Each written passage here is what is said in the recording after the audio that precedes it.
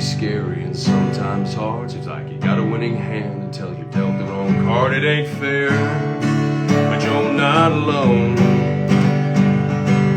Down and out, or high and dry, in the darkest valley or the coldest night you'll find. And you're not alone, with a soul bubbling in your heart, where a story can give you a brand new start.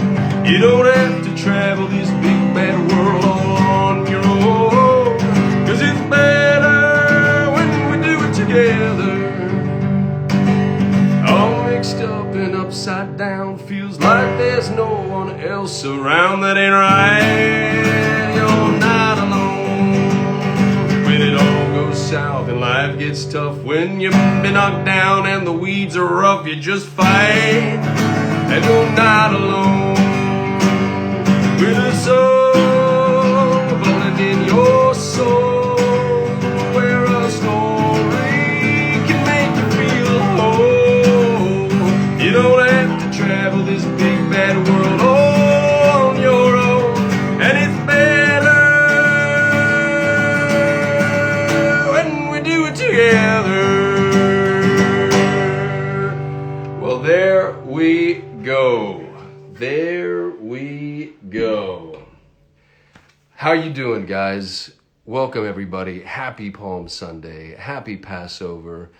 Happy last Sunday of March. Let's see what's going on here. I might potentially have two guests, but I definitely have one, which is really exciting because, as you know, the Polaha Chautauqua is highlighting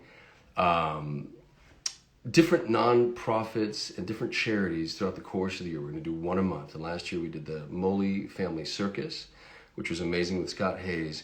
And this month we are focusing our spotlight on herARTSinAction. And Sarah Drake, who's the founder of this non-for-profit, is going to come on and talk. And we have an auction that's going to be happening on April 15th. And we have some pretty huge guests who are going to be drawing for us and painting for us. And it's a pretty big deal.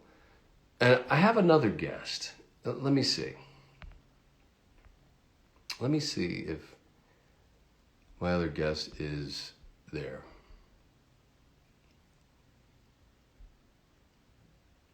Let's see if I just got a text, so it may not.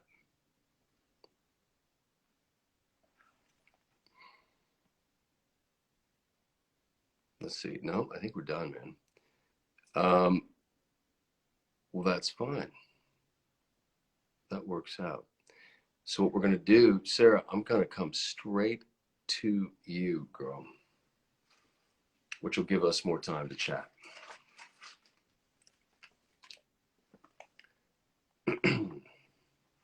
Unless none of my things are working here. Hang on a second. All right.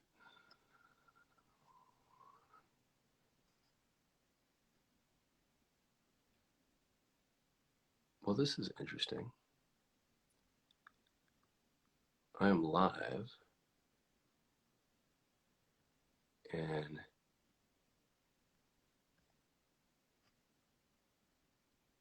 oh, this is very interesting. Hang on a second.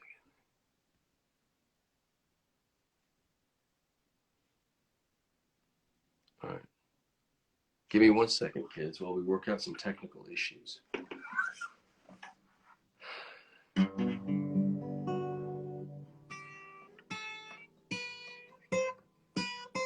Happy Palm Sunday, everybody. So I had a guest lined up, a guy named Terry Carnation. I don't know if anybody knows Terry Carnation, but he's a podcaster. And one of the things that he does is he talks to people about their stories. And very interesting. Oh my gosh, I am Fudge. Dude, I got to talk to you, brother.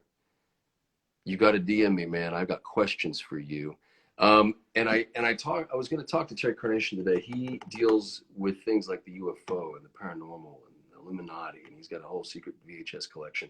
But unfortunately, I don't think his I don't think that the system is letting him through. He's that kind of deal with him.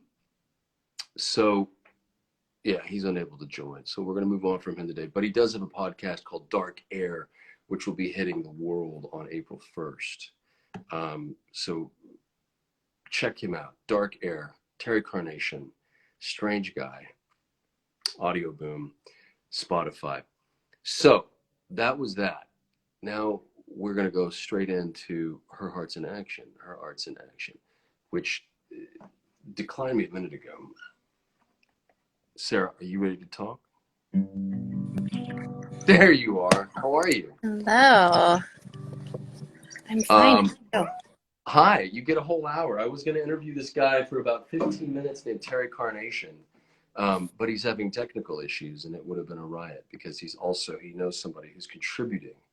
But you and I have a whole hour's worth of conversation anyway, so it works out in our favor. So hi, welcome to the Polaha Chautauqua, Sarah. Thank you. Now, most people know you as Sarah Drake, and you're a faithful and loyal fan of the Polaha Chautauqua. And what? Well, here comes Terry Carnation.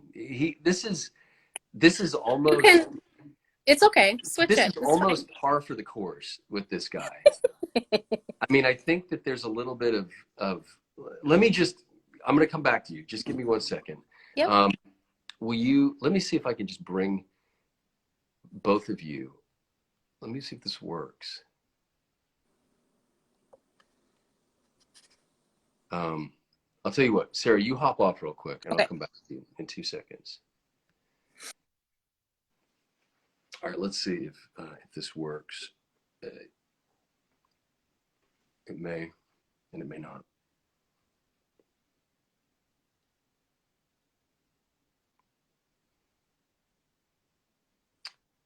Terry Carnation. Let's see. Here we go.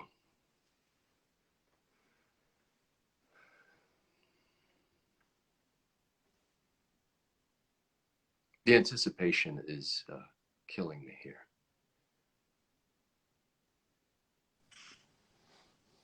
Hello, Terry Carnation. Yes. How are you today, sir? Can you see me? Yeah, I can see you. It's a little, I think there's a lot of rendering happening. There we are. There we are. Terry. I'm so sorry, Mr. Pla. I'm not so good at the gram, as the kids would say these days. That's okay, Terry. That's okay. I'm excited that you're on the Polaha Chautauqua today, only for the reason that I have a burning question. So I'm excited to get to ask you, just kind of where you've been.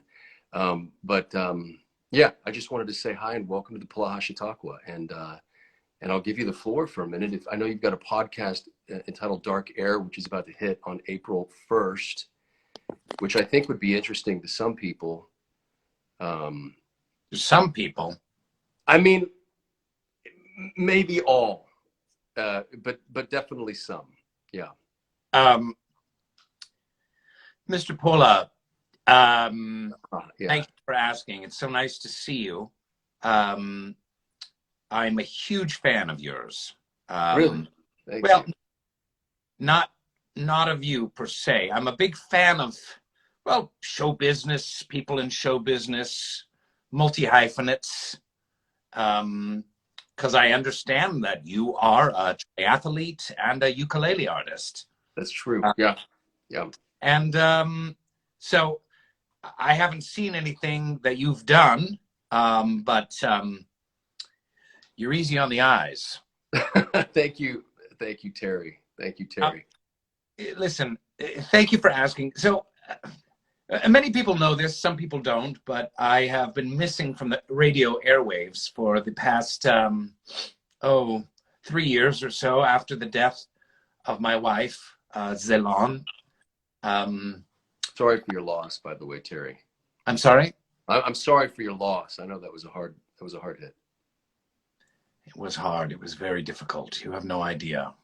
It was It was horrific. I mean, when I lost my wife, and I quite literally lost her in Tijuana, the world shifted on its axis, and not in a good way. In an axis it's not supposed to be on. Like, oh, Right, like the seasick kind of, like you felt like a continual wanting to vomit, probably feeling. thank you. That's a sign of a great interviewer, a great host. You're able to take someone's shattered sentence and rescue it. It's like this conversation was that cargo ship in the Suez Canal, stuck in the embankment, and you just open the channel and there we go. Yes, you took the tugboat of your articulateness and shifted me right out back into the canal itself. Yeah. That's what we do here. Yeah. It was a great deal of heartbreak and a difficult time. I struggled with some mental illness. We don't have to get into that right now, but I'm back. Terry Carnation is back on his show, Dark Air. It will be available firstly and thusly as a podcast. Interesting how much radio has changed. I'm a fan of the old-fashioned terrestrial radio, and I don't mean extraterrestrial. I can't even speak. Although you do know enough about the extraterrestrials, you could probably enlighten a few of the viewers today with some of your stories. You know, you were a star on AM radio. That's hard to do. You were a cult icon. You I want to say that you were up for a Pulitzer Prize. Didn't you just narrowly lose out to some another, I don't know, an author or some, I don't remember the details. I just know that there was a nomination for the. What we found out is it was a different Pulitzer. Okay. It was Marty Pulitzer. He gives out awards to talk show hosts, and he uses the Pulitzer name, but it's not. Okay. Now, for a while there, I was like, oh, you were feeling good. Yes. But yes, there are very few stars on AM radio. It was myself and the late great Rush Limbaugh, right? Hannity. Whatever happened to Coombs? Hannity and Coombs. I don't know if you remember him. He was my. You might want to do a show about that. I bet Hannity has some dark answers. He may indeed. Yes. Dr. Laura Schlesinger. There are very few stars in the AM radio. Yeah. You were a titan among them. I mean, you were a standalone figure. And then it just disappeared. It was as if you had transported to another place entirely. No one heard of you. I mean, you have surfaced recently, and the fact that you're doing this circuit, and the fact that you're even on the show right now is kind of an anomaly. But I mean, you went from nothing to all of a sudden an explosion of creativity. And you've got some incredible people that you're talking to. Who are some of the folks that have sat down with you? Oh, I'm back, baby. I'm back. And yes, thank you. Excellent question and well said. And, I'm back. I'm better than ever. I'm back in the saddle. As my therapist, Dr. Norman Kesden, said to me, he said, Terry, don't do it. Don't go back on the air, no matter what. This is the worst mistake you'll ever make in your life. And he is such an idiot, and he is such a nincompoop. I'm ecstatic at proving him wrong. So the whole reason I came back was just to upset my therapist. Anyhow, yes, I've interviewed wonderful people, all kinds of authors, but mostly it's the fans. Yeah. Do you mind if I call you Paul? I can just call you Paul. The callers, the nightly callers that we have, the conversations about the paranormal, the supernatural, the mysterious, the unexplained, the underexplained, the undercooked, the overcooked. Yeah. So it's been a remarkable ride back. Now, Paul, have you had any kind of creepy, spooky, ghostly, otherworldly encounters? When I was a kid, Terry, I was jogging with my father. I mean, let's put it this way. He was jogging laps at the Reno High School track field kind of thing. And I was just running behind him.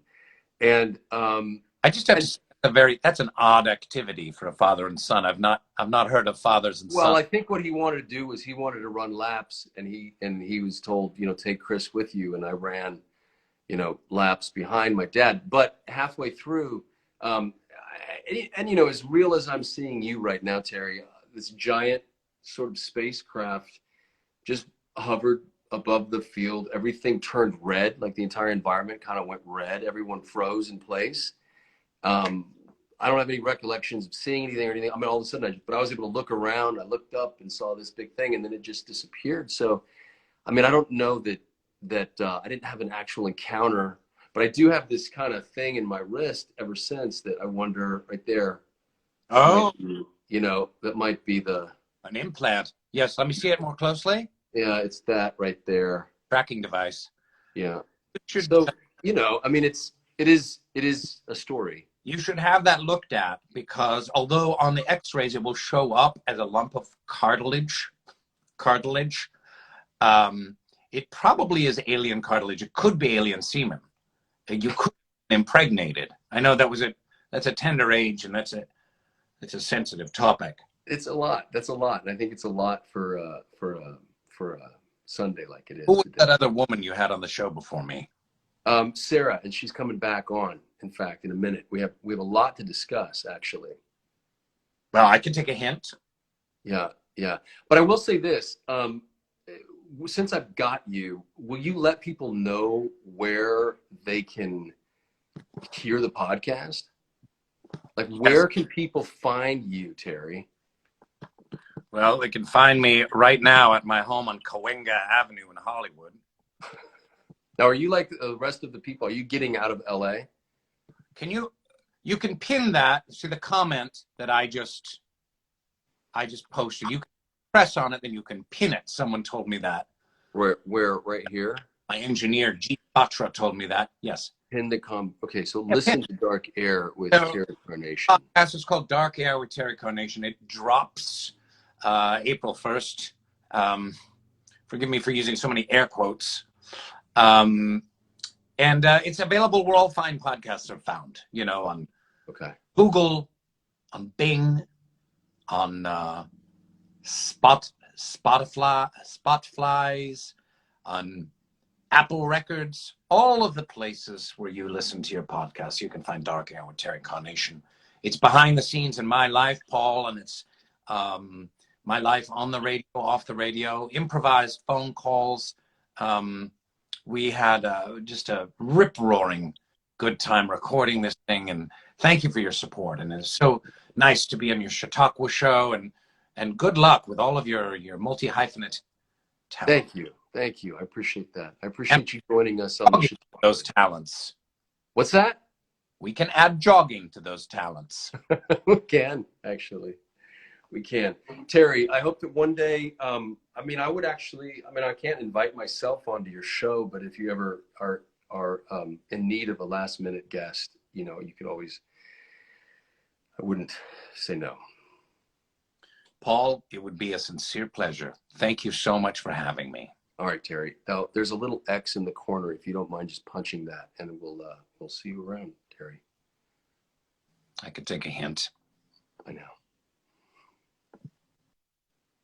There we go. What I love most about Terry Carnation is his honesty and what he does for truth. Thank you, Terry, for jumping on the show today. How am I supposed to follow Terry Carnation? Sarah, how are we going to follow Terry Carnation? I kicked his ass off because I wanted you to come on and I wanted to talk to you. Yeah. You and I, we have a lot of ground to cover. Yes.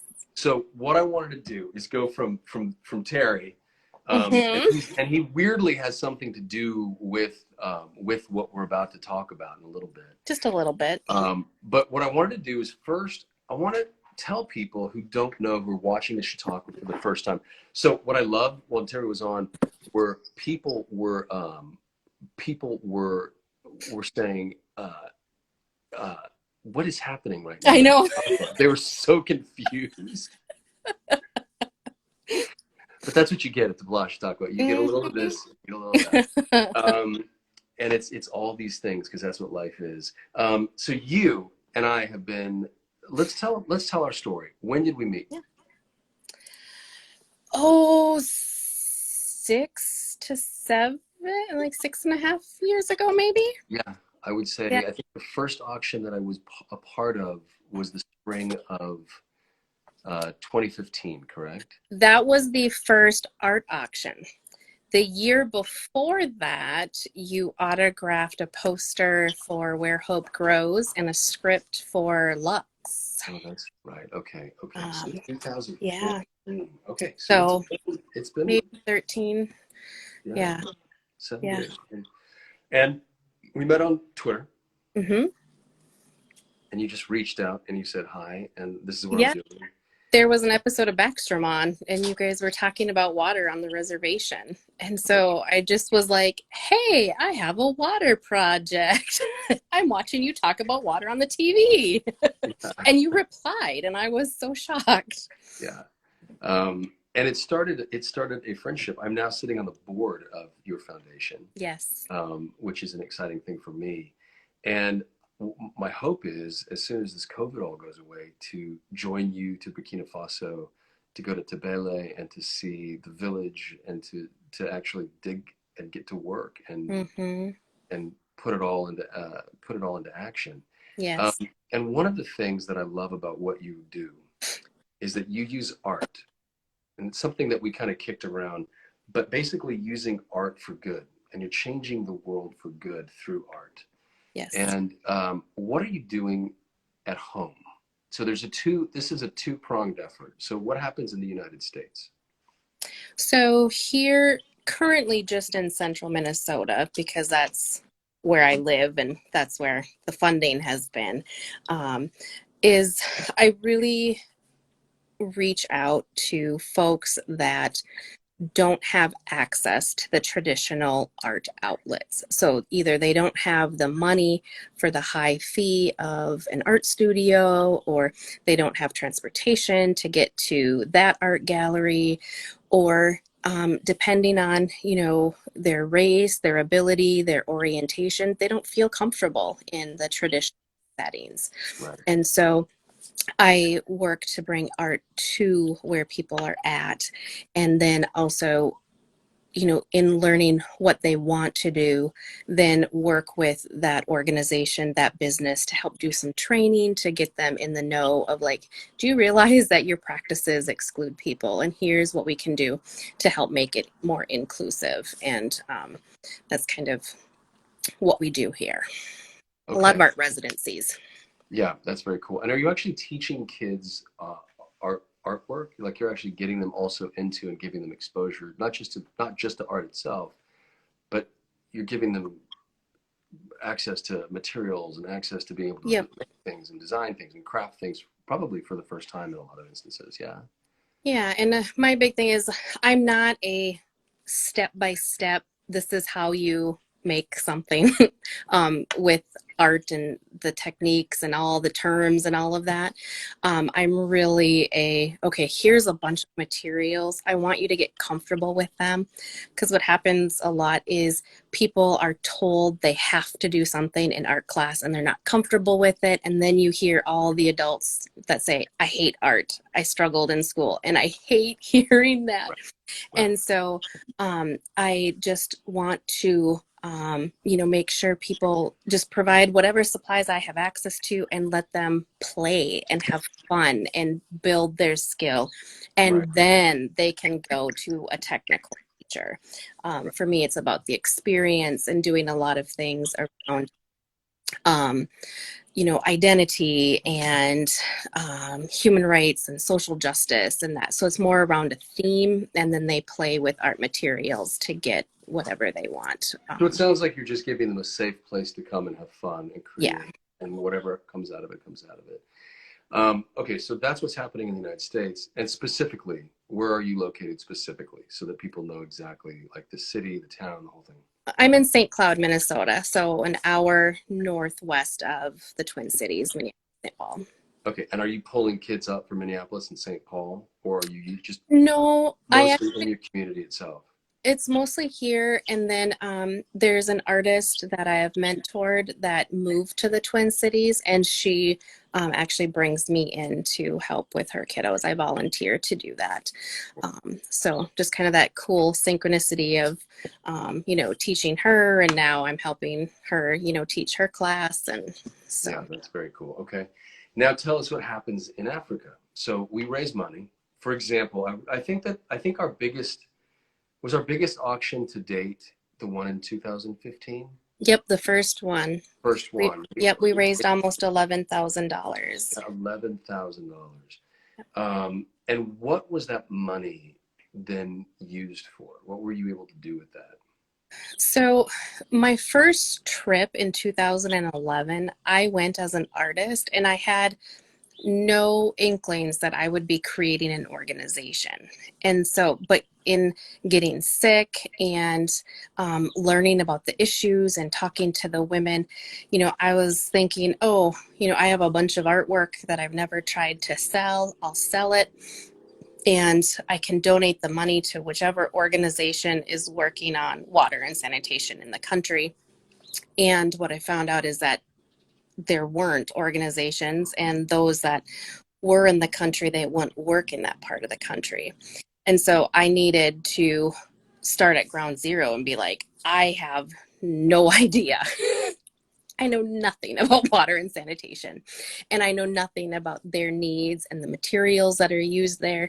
And so that fundraiser made it so that I could go back, because it took me 5 years. Right. I wasn't Right. like, I'm a single mom. I don't make much money. We have a 1-bedroom apartment. My bed's in the dining room, so like we don't have money. And so I really was struggling with fundraising. And when this happened, it was like, oh my gosh, I get to go and do the research. And I remember I got sick again, of course, that second trip.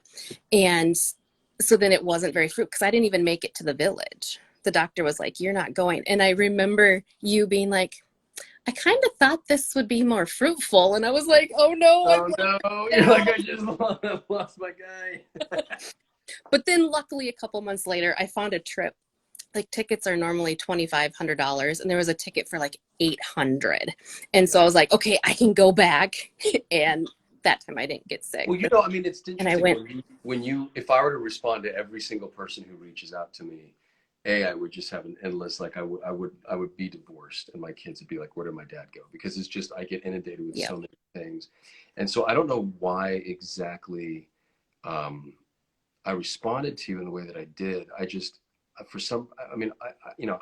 obviously, anyone who knows the Polaha Chautauqua, who watches this, knows that I have a pretty direct line to my faith and to God. And so I feel like I moved a lot of times, and I feel like I was just moved in your direction for whatever reason. And I did kind of wonder, like, that first round, I had to kind of go, well, wait, what's going on? Like, where's the money being used, and how and what exactly is this? And I think that's where the beauty of having a long-term relationship comes in, because all of a sudden, like an onion, you start to see, and you build that trust, and you go, okay, this is actually an amazing thing. And so one year you went, and we had a big win as an organization, and you were able to go to Burkina Faso, and you were able to build how many latrines, how many wells, and how many girls did we send to school that year? So I actually didn't get to help with any of that, because that trip I ended up in the hospital also. Right, which I've teased you about. Like, you gotta get bug repellent. Don't drink the water. I've never drank the water. I still managed to get sick. And so they worked without me, and eventually I got to go check it out once they did the work. We built a well and 6 latrines. And then the first year we sent 10 girls to school. Right. And then since then, we have fixed 3 wells, built another 2 latrines, and fixed 6 latrines. And then the second year, we had 20 girls, and now this year there's 30 girls in school. Amazing. Now, this is changing the economy. It's changing their lives. Because normally what happens to young women, especially in a little village like Tebele, is they wake up in the morning and they walk about 3 miles and they fill up a big bucket, a plastic container, they pop it on their head and they walk back to the village. And that's kind of their day. That's their job. Yeah. And so then all of a sudden, when herARTSinAction went in and built a well, fresh water was there in the village. The latrines then keep the human waste away from the well water. So that's preventing further sickness and keeping people healthy. So there's this very organic, and I think when you're watching as an American, or if you're watching in Canada or even in Europe, like all these developed nations that a lot of the Polaha Chautauqua tribe lives in, we have, fresh running water out of our taps, hot and cold come out of the same spigot. If you need to go to the bathroom, you sit on a little porcelain throne, you do your business, you flush it, away it goes. You don't even think twice about it. Gotta wash your hands. Showers. Sure. Yeah. Showers, dishes. Think about all that we people with food waste, all of this stuff. And you and I had spoke last week because there's a sort of a future leadership foundation here where I live in the area. And I was asked to come and speak about water. And I called you and I said, Sarah, what do I say? it was International Water Day on the 22nd, correct? Mm-hmm. Yeah. So it's a big month for water. And I think that's where you got your initiative and your incentive came this month, from basically saying, well, if it's International Water Day, then why don't we do something proactive to help raise money and bring fresh water to places that don't have any? And one of the things that you were telling me that was so interesting was that even in the capital city of Burkina Faso, their main source of water is this like river, and it's brown and murky. And when it rains, it overfills the banks and it becomes unusable because it gets mixed up with all of the human waste. And so when people go and they drink that water, they get very, very sick. And so if you're limiting water to people, and you said something else that was really fascinating, when you're there, you spend about $5 US on bottled water a day. At $5 a day. It's not that much, but that also means that you're drinking it, you're brushing your teeth with it, you're washing your hands with it. If you're going to bathe any parts of your body, you're using the bottled water. Then you said something that was amazing to me, that most people in Burkina Faso live on $1 a day. Some of the people, yeah. So that becomes an impossibility. So bottled water becomes expensive. There's no waste sort of recycling or waste receptacle like we have. We put our trash out in front of our house, truck comes by, away it goes. We don't even bother with it anymore. But there, if you have plastic, there's nowhere to throw that plastic. So then it starts piling up. It gets back into the water. It gets back into the fields. It doesn't biodegrade, as we know. And so now you're dealing with pollution. You're dealing with human waste. You're dealing with insects and animal waste. And then you're dealing with water that can't be. So along comes herARTSinAction. You felt the call. And I truly believe that herARTSinAction is still in its embryonic stages. I believe that we're about to explode in a way that is really amazing. And so you decided, you know what, you said, I'm going to single in on this little village, and I'm going to single in on this country specifically, and we're going to go in and we're going to start changing things. And so when you put a well in, you're providing fresh water. When you put latrines in, you're keeping the human waste out of the fresh water.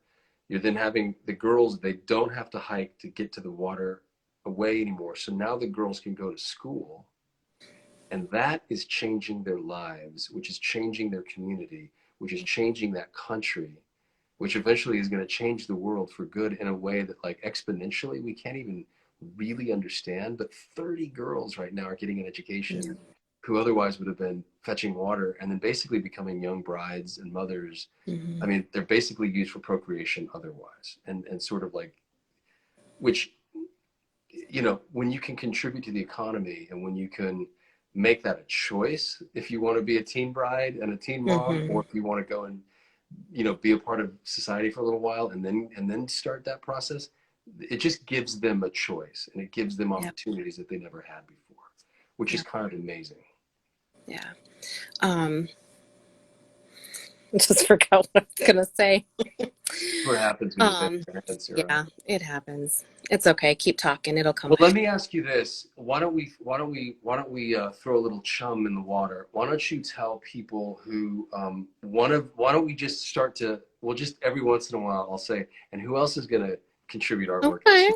So why don't you mention the first celebrity artist who's going to contribute artwork this year for our April 15th auction? Well, to those in the chat that were like, "Is that Rainn Wilson?" It was. And he participated our first year, and I'm very grateful that he's coming back again this year. Here we And go. he's an artist. Like, he's not just like somebody who's never had art supplies around him. Like, he has art supplies. So Yeah, I'm excited to see what he can do. he's legit. So we got Rainn Wilson. Yes. Boom. Um, isn't it so fun? It's so exciting. I almost want to be like, who else? Just start digging in. Um, do you have like a story, a specific story about like a specific little girl or a life that has been changed? You've been going back and forth now long enough to know, to build community with people and to build relationships with people. Like, can you example, like when did you go last? And you actually made it to the village, right? I did. My last trip, I did not end up in the hospital. I went to the clinic, found out once I got back here I had kidney stones. So that would have happened whether I was here or there. So, Right. But the girls, it's difficult in the sense for me to talk about like their dreams and their aspirations or anything like that because of the language barrier. I French is the national language, and I can speak some of that. And then there's local languages also. And I can say hi and how are you, but nothing to have an in-depth conversation. But so I only know what, gets sent and then that gets lost. But as far as just like being there and like even though so November 2019 was the last time that I was there. um you know Obviously I stick out as a white person, so that's kind of obvious that I've come in. But being able to see some of the girls that I just looked at some pictures of from 10 years ago when I first went to now, and it's like to see them change is like wow. And there's a couple of the girls, of course there's not favorites, but there's a couple that there's just that special connection. Like even though we do not speak the same verbal language, we are just connected. And we're like magnets to each other at once I get there, and they're holding my hand, and they're doing everything with me, and the people are like, leave her alone, and I'm like, no, it's okay, like I love it. And so being able to see them grow, and then not knowing what they're gonna do or be, and just being able to have a little part in that's pretty special. Very special. Who else is going to be donating artwork this year? Okay, so this one my daughter's pretty stoked about, and I do have a picture that can kind of embarrass her because it's not a good picture. But Mr. Jensen Ackles. Jensen Ackles. Yes. Now, if those of you who don't know Jensen, he was on Supernatural for 50 years. But even more impressive than that in my life, he and I did a pilot exactly 20 years ago this month, March 2021. No, sorry, March 2001. 20 years ago. I'm in Terry Carnation's world still. So Jensen Ackles and I did a pilot called Third Degree for Fox, March of 2001. And I had to finish looping, and I had to do all this, like these pickup shots. And so they flew me. We filmed in New York City. We filmed in the footprint of the Twin Towers. So we have this footprint of them going from the top of the towers all the way down. And then we're in this piece of artwork sitting in that big courtyard that used to be sort of between the towers. Really kind of crazy. And we went up to the towers in March. I mean, it was like a wild day. Wow. Well, we filmed for a whole day there. Anyway, flew to LA, and Jensen introduced me to a woman that you all know and love, Julianne. And then I thought, did you introduce him to his wife? Or was No, it he? Okay, I I had didn't. that one confused. Okay, so he No. introduced. Yeah, he introduced me to my wife. So, so Jensen's participation, and of course, he just tweeted out about the book, A Moments Like This. Mm-hmm. He's got this amazing following. I mean, Yep. literally like 8 million people who went crazy, and so Jensen was awesome. And I was like, I got one more ask for you, bro. And he's like, what? What are you doing? And I was like, it's our 20-year anniversary, brother. Draw a picture for me, and he did, which is exciting. Yeah. So the last time that you went to Burkina Faso, then obviously was 2019 before COVID. Mm-hmm. With the funds that you hope to raise with this auction that's coming April 15th, when do you plan to visit, and what are the plans when you go back? I guess it depends on how much money is raised, but like, what is the plan? Yeah, it depends on how much money. It depends on all the COVID stuff, but possibly June, otherwise September. But before the girls go back to school.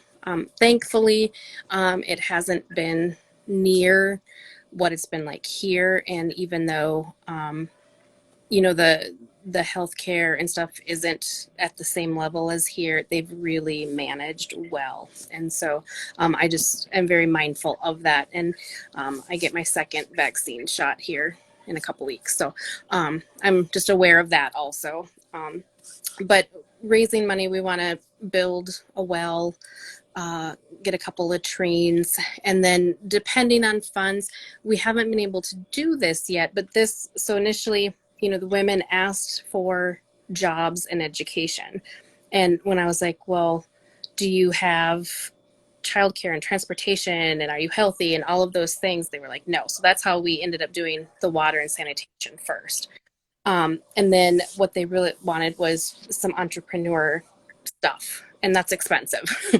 And so the goal is in that we can buy a machine that they need to process the produce that they grow, and then build a building that would have a spot for them to do the processing, a spot that allows them to sell, and then a spot that could be rented to generate some income to somebody else that wants to sell some stuff. And then the ultimate goal being then money that they would make, instead of it being like a traditional loan here, is then they would be paying for the future scholarships of the girls. Yeah, yeah. So that's the goal. Basically, self-sufficiency is the Right. goal. Yeah. Yeah. So to create an infrastructure there. And is it just one village, or do you have plans to sort of to like bloom this program from one village and then go to another village and start another one? Like, what are the plans? Like, just say 10 years down the road. I think it will bloom. It's already expanding to other countries. So I had a friend from Sierra Leone who was sending supplies for school back home.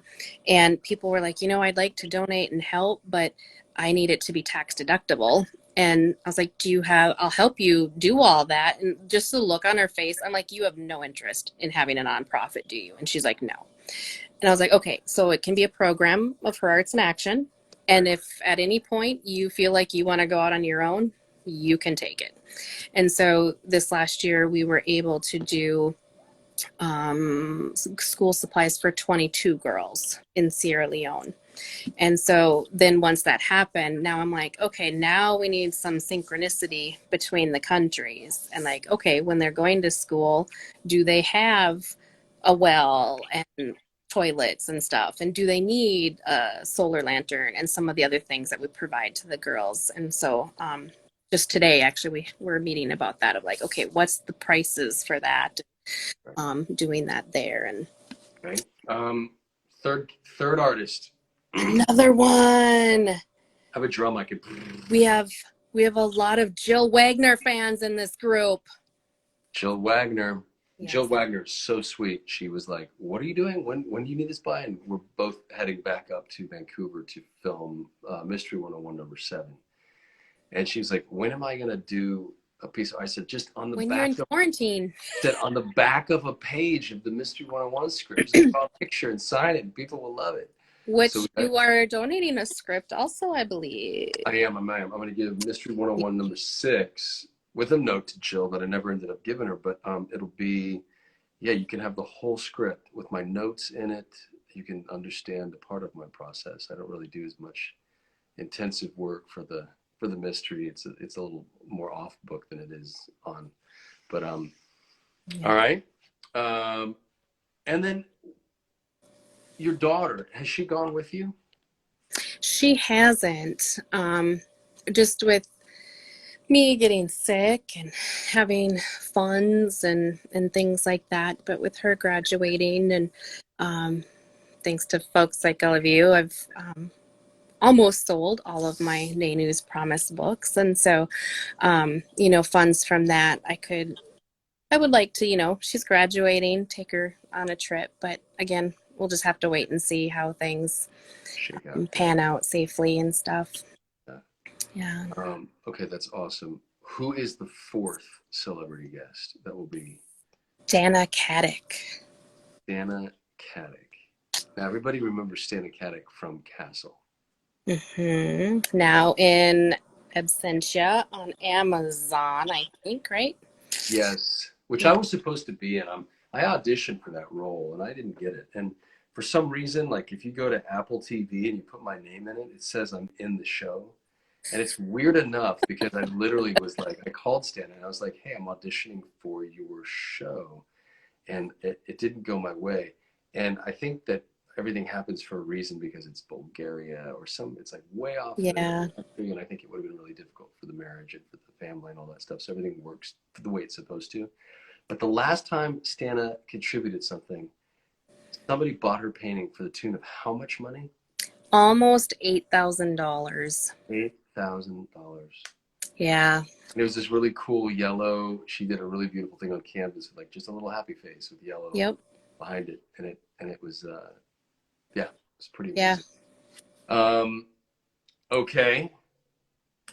Okay. Who is the 5th person? Now, for the rest, do you want me to group them by like show or movie or do them individually? Because we have 2 clusters left. We have clusters, but I think you should do it individually. Let's just milk it out.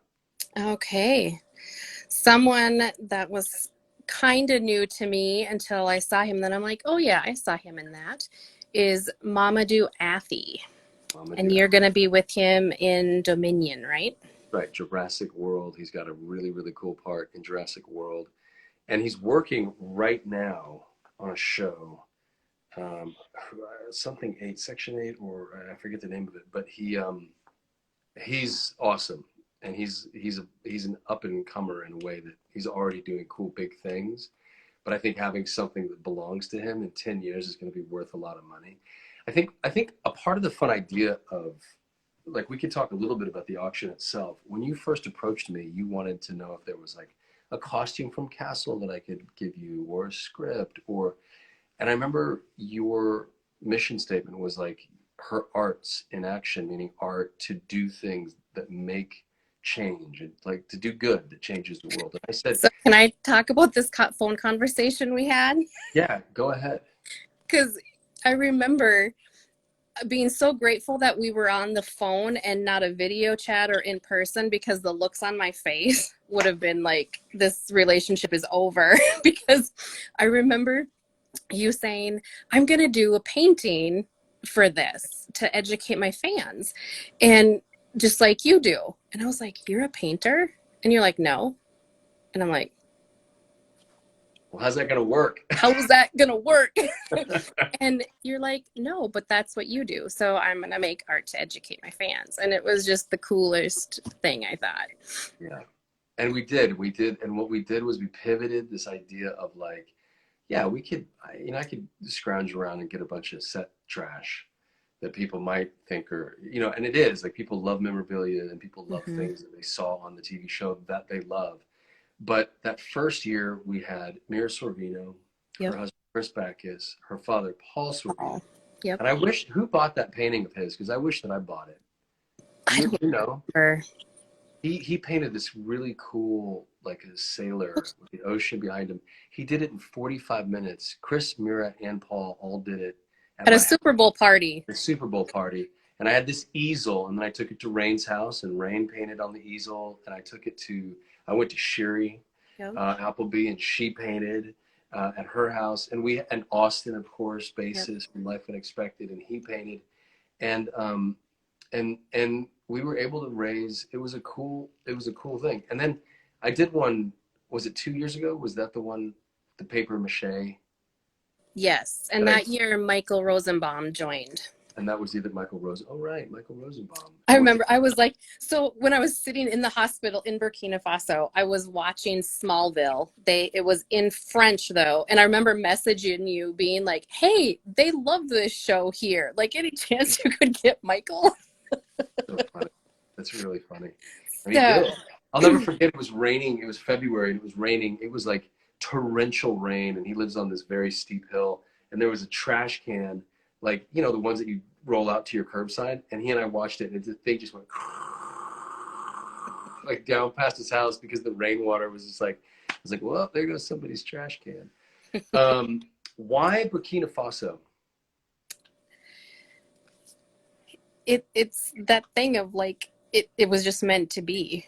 My whole life, like literally since a kid, I tried going to Kenya. I tried as an exchange student. I tried in college. I tried as an adult, and nothing ever worked. Like literal blow up my life kinds of things, so I couldn't go. And then I was healing from a broken heart, and my daughter told me to paint to get, you know, my emotions out. And I kept painting huts with shapes on them and these ugly trees. And after a while of just doing it over and over, I Googled painted mud huts in Africa, and I found that village. And it was just this instinct in my chest of like, I have to go. And I, at the time, was miserable in my job and was looking for work. And a friend of mine was like, I don't have work, but I have a contract I could do for you. And that's what an amount I needed to travel. And I was like, well, that's not normally in my budget. So, okay, let's go. let's finally get to this continent that I have not been able to get to. And that's what happened. Yeah. It really feels like when I talk to you, it feels like there's a toddler. This organization is like a toddler age. Yep. Yeah, for my water. Yep. And what it's about to grow into is something really powerful and beautiful. Yep. I'm so excited to be a part of it. And part of it is because Austin Basis participates every year, just like you, and he's participating again. There you go. So we've got Rainn Wilson, Jensen Ackles, Stana Katic, Austin Basis. Jill Let's go ahead. Mamadou Athie. Oh, Mamadou Athie. So we've got 5 people. Let's go ahead and do number 6. Reggie Austin. Reggie Austin. So what's happening? Well, go ahead. Let's do 2 more. Group this one together. Who else is in the group? How about some Shuri Appleby again? Shuri Appleby. Britt Robertson being Britt new. Robertson. So Britt has never drawn. Neither has Reggie. And Reggie. I'm excited. Is here too. So what we've done, I said, what if I can get everybody from Life Unexpected to do one? So the only guy we're missing is Kerr Smith, who is in the middle of a big move, and the guy, you know, I'm not sure if I twisted his arm. I was like, literally, he could do something on a packing box. Yeah, like I just need packing paper, you know. Like, just give me. So, oh right, I didn't say Jill Wagner. Jill Wagner. We've got a lot of people this year. I know, and we're not even done. We're not even done yet. So we have almost the entire cast of Life Unexpected. Mm-hmm. Somebody could potentially buy the whole package. That'd be cool. Or it's just the one-offs as you go. Well, I mean, it's just so exciting. Who else do we have? So someone that's been on this show, Scott Hayes. Scott Hayes is going to draw something for us or paint something for us. And then who is our last? We're down to the last one, right? We are, because you're an obvious. We didn't say yeah, I'm obvious. I'm going to draw, so there'll be something from me this year. Yeah. And who is the last participant, which I'm super excited that she's taking part in this and that she's going to donate her time and talent to us. Who We is have it? similar hair color, you know. Yeah. We've got a little connection here. Bryce Dallas Howard. Bryce Dallas Howard. Yes. That's pretty amazing. I'm so honored, one, by you and this work and all of them. Like, none of you know me, and to do this is just amazing. I'm so very grateful. Yeah. Well, let's see how it all turns out. We got to get the artwork made. Mm-hmm. And something new, because I did see a comment in here after we said that Santa's piece went for $8,000. People being like, okay, so I can't participate in the I'm auction. Is this year, if art prices get out of your budget, we do have the option to donate on behalf of the actor of your choice. And so you can make a donation that way. Maybe a little friendly competition, you know. This is the one thing that we're gonna have to switch this out, because it is. I remember like Austin's like, mine only sold for like 150. I was like, dude, it's not. Wow, we got some people in here that don't need to be in here. What is that? Hold on a second. That's cool. I don't understand people. I don't either. Some people. Okay, so what we have is 10. Is it 10 or 11 people? There's 12, including you. Holy cow, we have 12. So we have 12 artists this year. And it isn't a competition, because there are people who are going to sell for thousands. There's people who sell for hundreds. So it's not about like who your favorite actor is. That makes it very like, but it is, you know, what you want to do is go for it and bid what you can. And where are we going to have the auction? So you'll be able to go right to herARTSinAction.org. And then when the auction's live, you'll be able to just click right there at the top of the page and it'll bring you to the auction. It should be set up ahead of time. Now that we've announced everybody, we'll be able to, you know, put in who's participating. And then once so people can see that, they can set up, you can look without an account, but you have to create an account on 32 auctions to bid. So that'll give people time to set up an account, but they can look. And then once we get photos from people of the completed work, then we'll get that posted and they'll be able to look ahead of time and see what it is. Okay. Yeah. And somebody just asked if, so there's a way for the little folk to contribute. And you've answered that. That's a yes. Yeah, with donations, yeah. Yep, they can buy my book. The donations go through that. Do you have that at hand? Can you show them your book? Oh, I moved it. I have it too, but it's in the other room. I don't want to go and get it real quick. It's always right here. Can't say that anymore. Right here. It's just being covered by my paper. There you go. Here we go. And it's backwards because it's on Instagram. Yeah. Nenu's Promise. Yep. And there's an audio version of that coming out soon. Is that, yeah. So I don't know if that'll be ready in time or not, but that would be another way that people can donate is, you know, get a voice that they like by Mr. Polaha to read Nenu's Promise with a little video on that. So that'll be another way. So we have 12 actors and artists who are contributing art. One of the things that I was thinking about, we could discuss this live here in front of everybody, is the auction April 15th. It's going to run from April 15th to April 18th. And for the sake of getting everybody on the same page, what I think I will do is, why don't we go live on April 15th and then just show the artwork here live, and then we'll drop it onto the site on the same day, because I just don't know how I'm going to get everybody's artwork in one place. And I kind of gave everybody that 15th.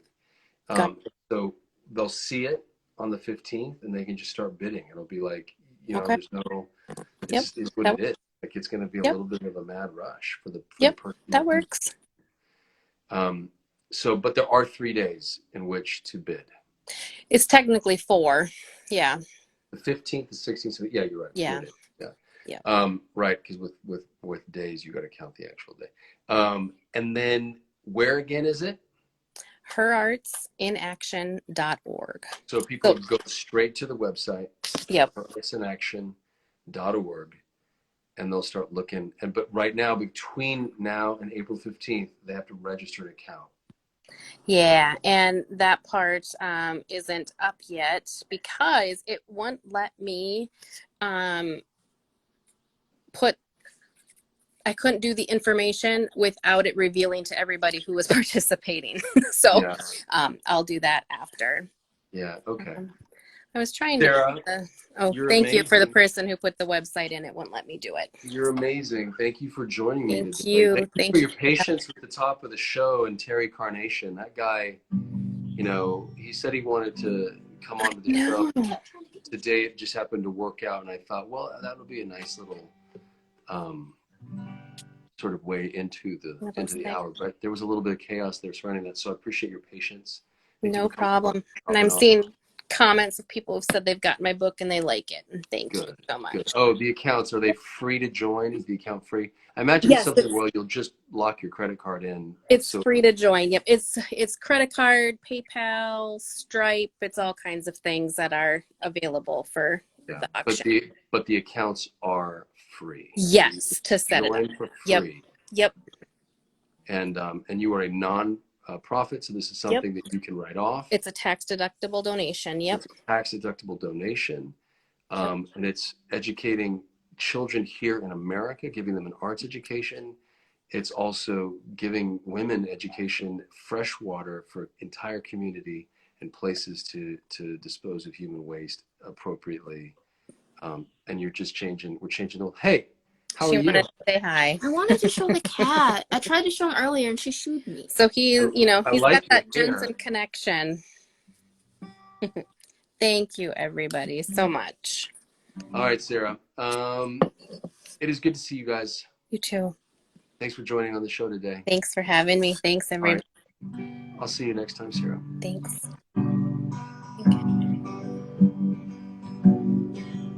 All right, you guys. It is the time of day where we say goodbye. And, you know, when you see folks who do what people did today, just pray for them. You know, that's all we can do right now is pray for people. So we had a crazy comment. I know it was a little different day today on the Polaha Chautauqua. It's not normally an actor thing, but Rainn is a really dear friend of mine, and he had a fun idea. And I thought, you know what, I want to interview Terry Carnation, so why not? But I also wanted to highlight Sarah and the work that she's doing with herARTSinAction. And you guys are amazing, and you're so amazing, in fact, that the book Moments Like This has sold over 6,000 copies in 2 weeks, which is just amazing. You guys have made it like literally a bestseller, and I'm so grateful. So thank you for that. And we are gonna do Easter next week. My parents are gonna be in town. I want to have 1 hour because I think it is the greatest story in the history of the world. I want to talk all about Jesus next week, and I've reached out to a friend. He's not a friend, I don't know him personally, but I feel like he's a friend. So maybe I'll have a guest, but if not, I've got enough of a story to tell you because 2,000 years ago, Jesus rode into Jerusalem today, and he was celebrated as a king. People laid down palms and they sang Hosanna, and they just celebrated this man's arrival into the city, and it said the entire city stirred. So that'd be like somebody going into New York City and having everybody in the city know that, you know, someone has arrived. So I get that. So I'm going to pray for you all, and then we're going to go and have an amazing Holy Week. It is Passover. It is Palm Sunday. It is a big week on the calendar if you're a religious folk like me. And so, Lord Jesus, I want to lift up these people who are watching, and I want you, Father God, to just administer to this country and to this world, and for all of the hostility in it, and for all of the pain in it, and for all of the fear in it, and for all of the division in it, Lord. There is grace to be had, and there is love to be shared, and there is joy to be found. And I pray that this nation is healed. I pray that these people who are watching will become people who are like lights in the world, that they will go into the world and shine a light so bright that it changes lives. That people who are watching this right now will be kingdom living, and they will march out and they will love unbelievably, intensely, and deeply, so deep, in fact, that lives will be changed. And I'm asking this in Jesus' name. And I'm going to pray for y'all all week long. Thank you for your support. Thank you for joining the Polaha Chautauqua. Thank you to my guests today. Oh, and last thing. I got another store opening. It'll open sometime, maybe this week, maybe next week. Hats, shirts, sweatshirts, swag. If you were one of the finalists, minus Sarah, I'm so sorry, but there are literally 4 shirts, 4 different designs available. It's going to be exciting. You're going to love it. It's going to stay open for 2 months. So if you missed the first little fire sale, this one is going to be open for enough time for you to dig in and get something. Bye-bye, everybody.